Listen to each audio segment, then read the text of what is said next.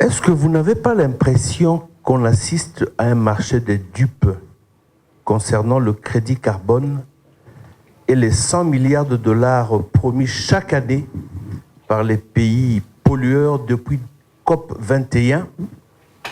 Qu'assiste-t-on? Les pays pollueurs polluent de plus belle et s'enrichissent. Et nous continuons à faire des efforts avec nos forêts et nous nous appauvrissons davantage.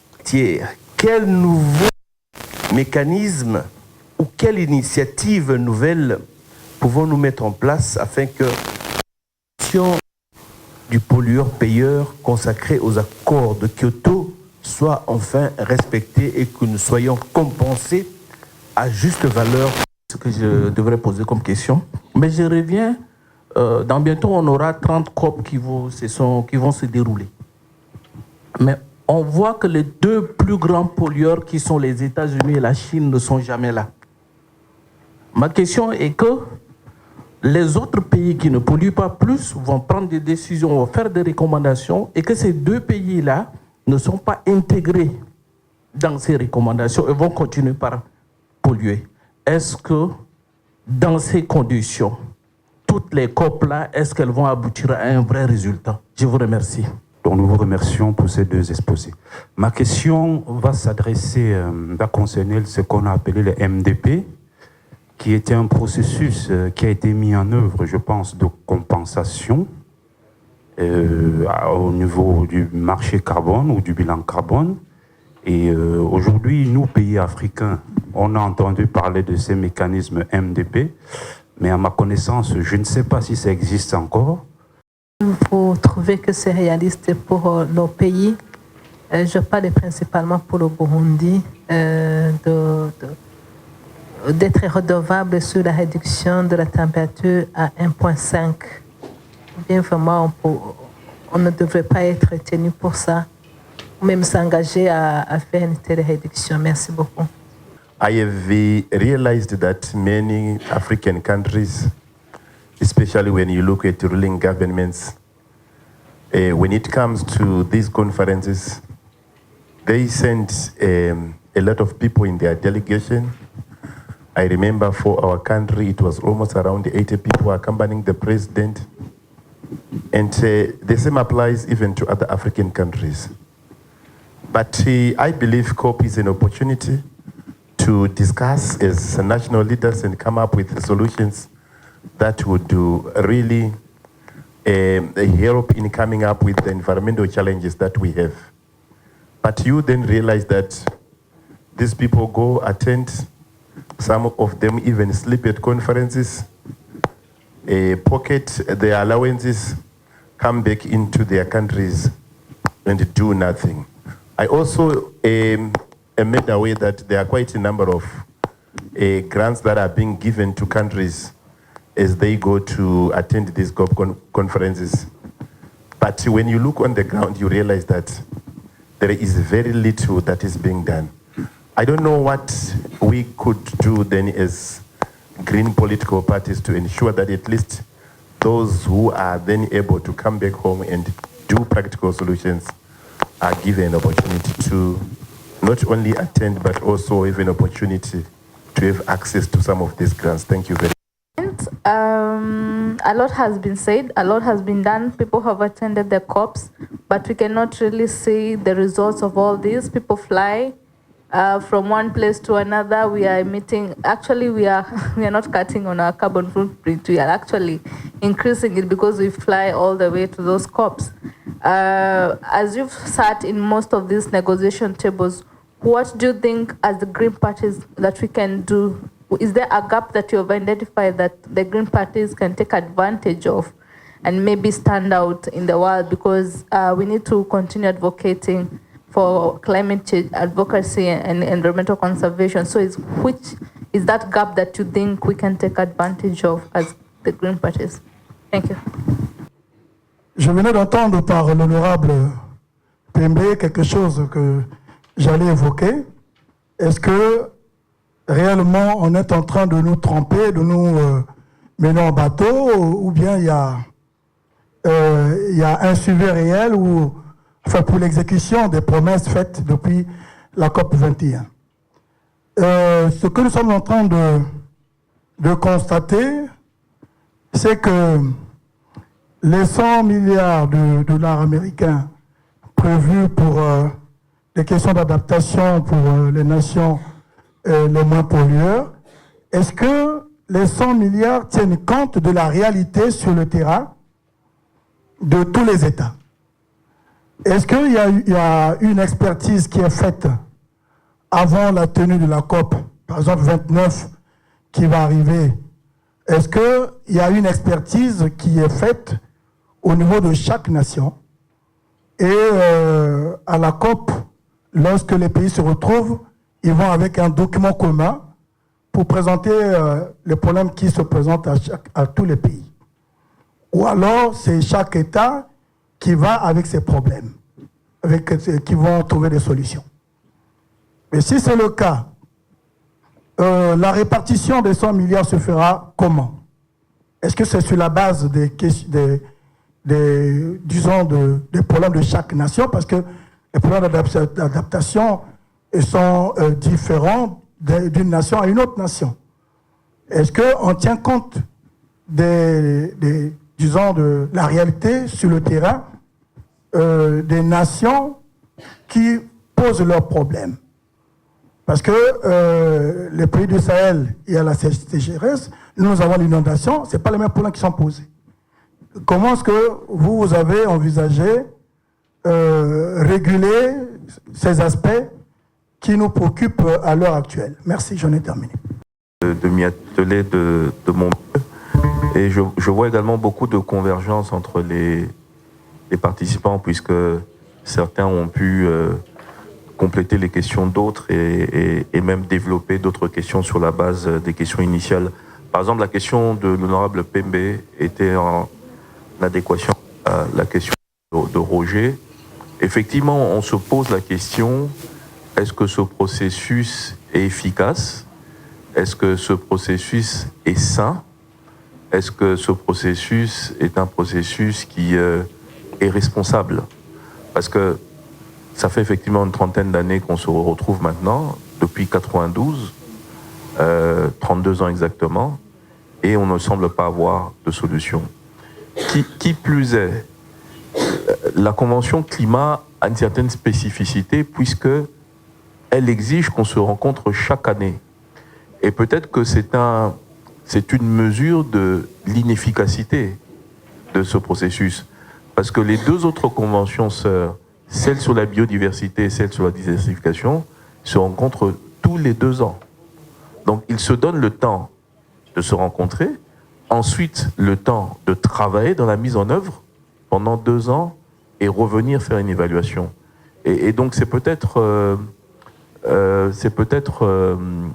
un signe du dysfonctionnement de notre mécanisme à nous, sous la Convention, qu'il faille que nous devions nous rencontrer comme ça chaque année. Et donc, je suis également d'accord avec ce qui a été évoqué par le deuxième intervenant. Parfois, on a l'impression qu'il faut dire à la Chine, aux États-Unis, arrêtez de nous prendre en otage, allez dans une salle, réglez vos problèmes, et lorsque vous aurez solutionné les problèmes, venez pour que l'on puisse discuter ensemble. Parce que nous, on veut avancer. Et nous, en tant que pays vulnérable, pays en développement, nous sommes victimes de toutes les émissions de gaz à effet de serre. Elles nous mettent toutes en danger. Il n'y a pas d'émissions propres, il n'y a pas d'émissions sales. Que ce soit les émissions des États-Unis, pays développés, qui a pris beaucoup de l'espace atmosphérique pour s'enrichir et se développer, que ce soit la Chine, qui aujourd'hui est le plus gros pollueur, mais qui historiquement n'a pas de responsabilité puisqu'ils n'ont pas pollué jusqu'à récemment, leur émission nous dérange à tous les deux. Donc ils doivent tous faire des efforts. Alors, c'est une question qui devient de plus en plus complexe parce que justement, ce n'est plus une question environnementale, c'est une question d'influence géopolitique, de bras de fer économique, d'interdépendance. Donc la question environnementale, elle est même un tout petit peu mise à côté. C'est pourquoi moi, en tant que pays développé, je vais permettre la Chine de comme elle veut et d'accentuer sa balance commerciale positive par rapport à moi, et moi qui suis en train de perdre des emplois et qui ai des charges sociales de plus en plus importantes. Donc ça devient une question politique, économique, sociale, simplement parce qu'il faut respecter une question environnementale.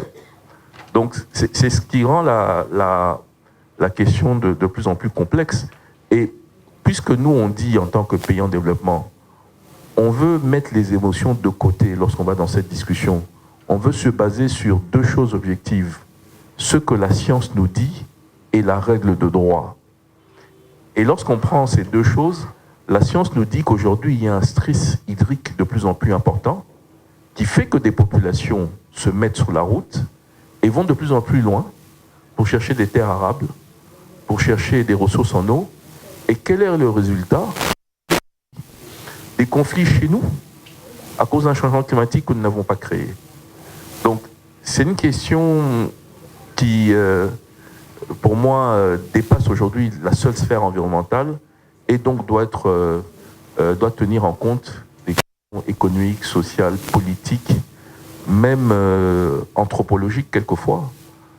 Parce qu'il y a, par exemple, dans certains pays comme les petits États insulaires en développement, où la hausse du niveau de la mer leur fait perdre une partie de leur patrimoine immatériel. Il y a des amis à moi qui me disent « Je ne peux plus aller au cimetière pour rendre hommage à ma grand-mère parce que le cimetière est sous l'eau. » Et je culpabilise parce que j'ai peur que ma grand-mère me punisse, parce que je ne me bats pas assez pour elle. Donc c'est une question extrêmement complexe. Et aujourd'hui, donc, il ne faut pas qu'on baisse les bras, il faut qu'on continue à s'engager. Il est vrai que c'est une négociation qui implique 197 pays, qui chacun tire la couverture de son côté, d'où la nécessité pour les Africains d'y aller de manière organisée et de chaque fois aboutir à une position commune africaine qui ensuite peut être portée haut par les 54 pays africains, tandis que si nous allons chacun de notre manière, de manière divisée, notre intérêt commun ne pourra pas être mis en avant. Et donc, est-ce un jeu de dupes? Je pense que c'est un jeu où on entre sur le terrain pour jouer au match, et pendant qu'on est là, l'arbitre est en train de changer les règles. Et donc, nous, il faut qu'on s'adapte. Il faut qu'on anticipe, et il faut qu'on puisse s'assurer qu'on joue le jeu à notre manière. D'où la réponse à madame qui parlait de l'obligation du Burundi à répondre à l'obligation de 1,5 degré. Le Burundi peut dire, moi je suis prêt à aller à 1,5 degré, même si la priorité des priorités pour moi c'est la réduction de la pauvreté de ma population et la place de croissance économique qui soit inclusive. Et 2 degrés, comme demande Paris, s'il faut aller à 1,5 degré, je conditionne le financement. Sinon, moi, je continue à aller à 2 degrés. Donc, le Burundi peut dire, moi, en tant que Burundi, comme des pays développés, je le fais quand même, nonobstant la pauvreté qui est la mienne, mais j'exige pour cela une compensation. Alors, Kyoto dit de flexibilité, parce que il y avait les pays développés qui devaient réduire leurs émissions, les pays en développement qui pouvaient faire des projets qui allaient emmener du crédit carbone qui allait être vendu vers les pays développés. Ces mécanismes-là, lorsqu'ils ont été mis en place, ils ont commencé à bien marcher pour la Chine, bien marcher pour le Brésil, bien marcher pour l'Afrique du Sud, pour beaucoup de pays émergents, mais ils n'ont pas beaucoup marché pour les pays d'Afrique subsaharienne, simplement parce qu'il s'agit de réduire des émissions de gaz à effet de serre. Or, lorsque vous n'êtes pas déjà grand pollueur, le potentiel pour réduire est faible. Donc les projets MDP n'ont pas beaucoup marché chez nous, mais lorsqu'on a commencé à les maîtriser, les pays développés se sont désengagés du protocole de Kyoto et la demande des crédits carbone que nous commencions à maîtriser est tombée. Et c'est pour ça que le ministre Pembe parle d'accord de dupes.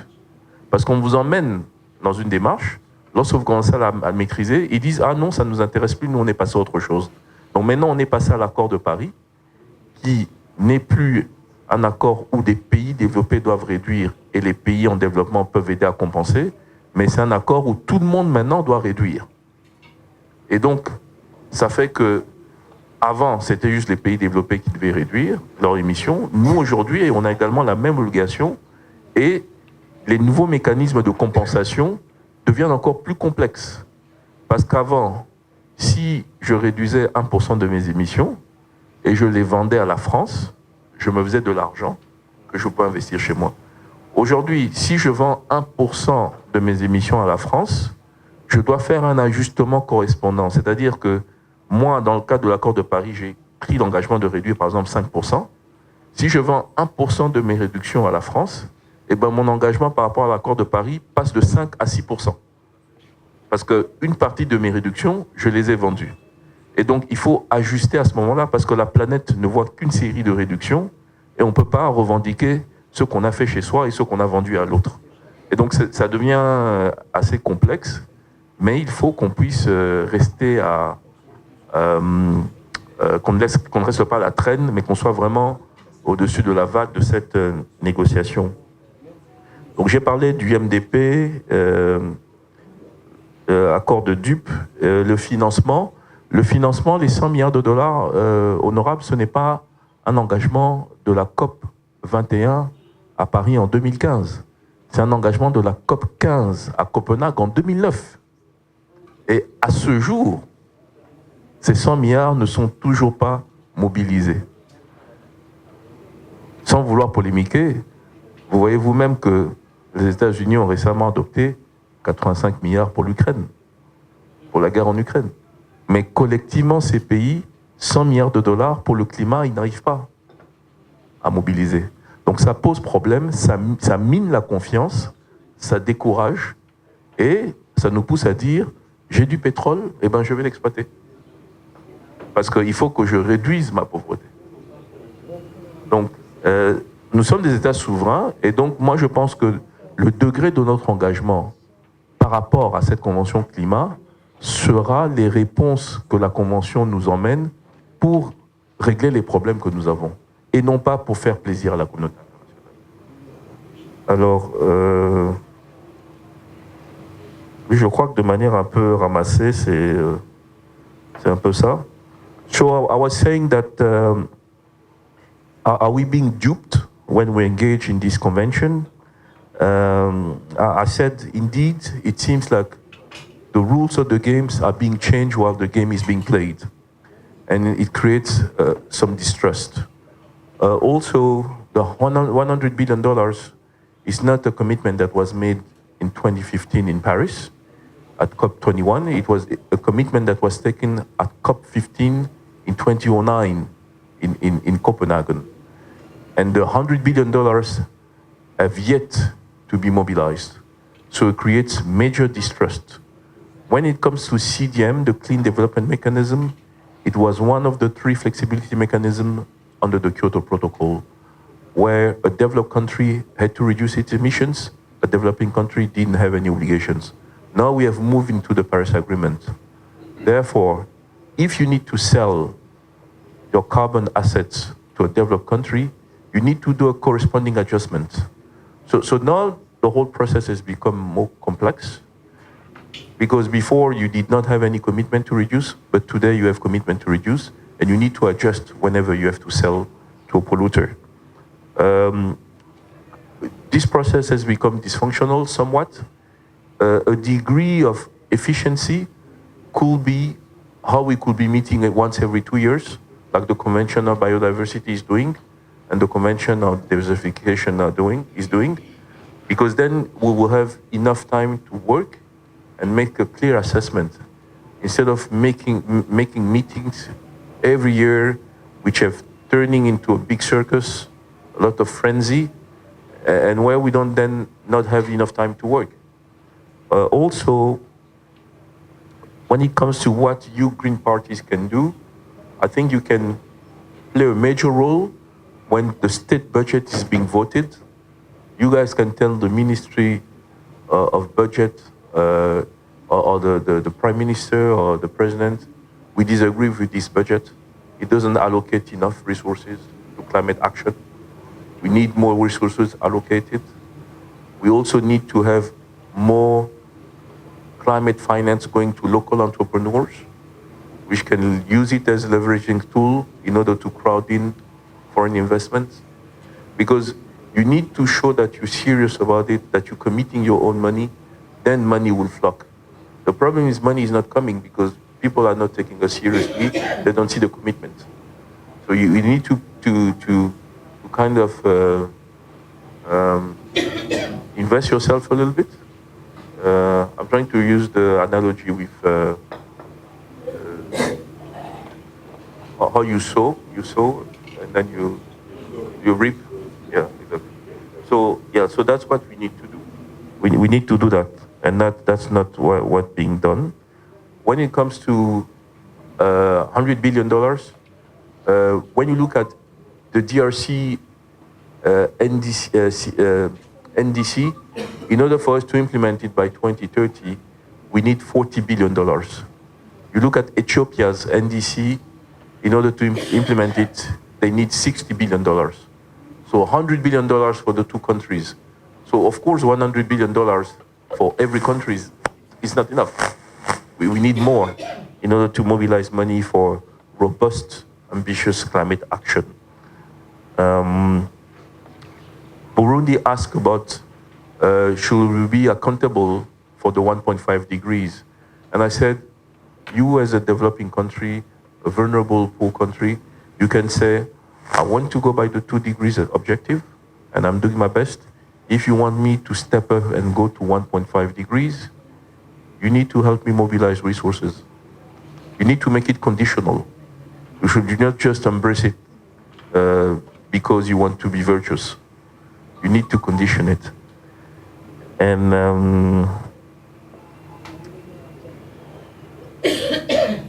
I think I can stop here, and I'll be happy to engage further next time.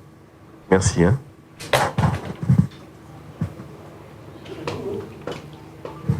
Voilà. Les amis, je pense que